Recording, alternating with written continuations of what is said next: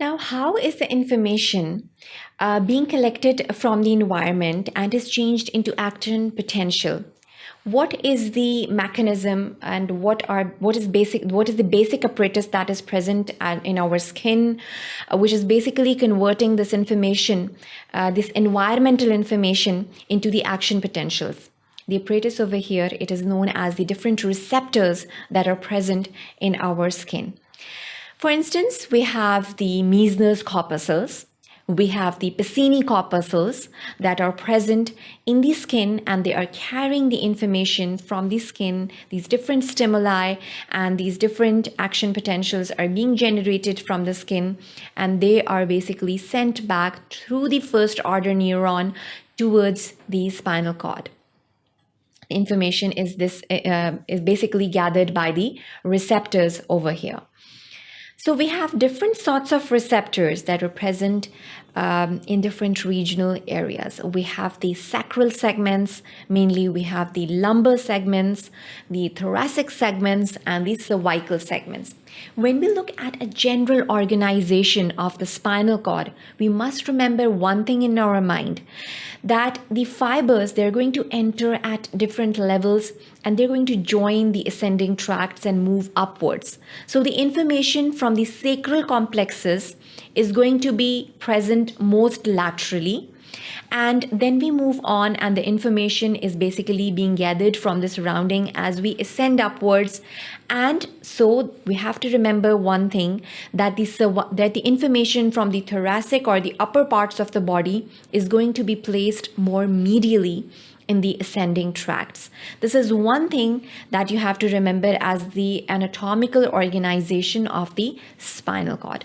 One more thing, the decussations are very important. You have to remember the different levels of decussation when we're discussing the different tracts. For instance, we discussed the pathways for pain and temperature, and for now we know that the lateral spinothalamic tract is taking this information from all of the levels, sacral, lumbar, thoracic, and cervical, and the information is being collected or organized in a particular way. As we said, that the information travels from lateral to medial.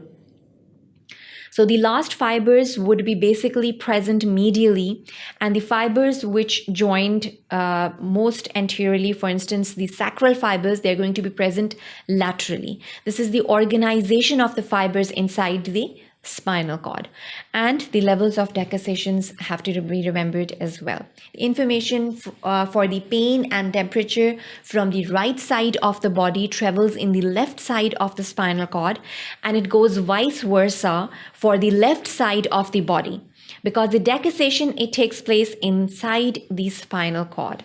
So even the different syndromes are going to be produced accordingly, and that is why you have to remember this complete information of decussation as well over here.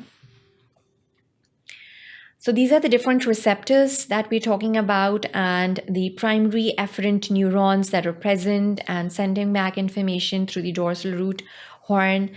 And these are the different levels for decussations for different tracts. So it's not the case for all of the tracts that the decussation takes place inside the spinal cord. What is decussation? Basically, when the information enters from one side and it basically decussates. Decussation basically means crossing over. So when the neuron crosses over to the other side of the spinal cord, this process is known as the decussation process. And this crossing over, it takes place differently for different tracts. And you have to remember the levels for decussation. So we have the different medial cuneate nucleus and the different nuclei that are present in the gray horn of the spinal cord.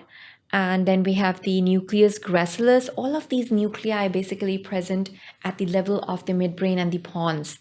And the different integrations, they take place over there, over this particular areas. And we'd be discussing the different tracts in the particular sections then when we'd be discussing the fasciculus, gracilis, and cuneatus and the different sensations that they're going to carry to the higher centers of the brain as well.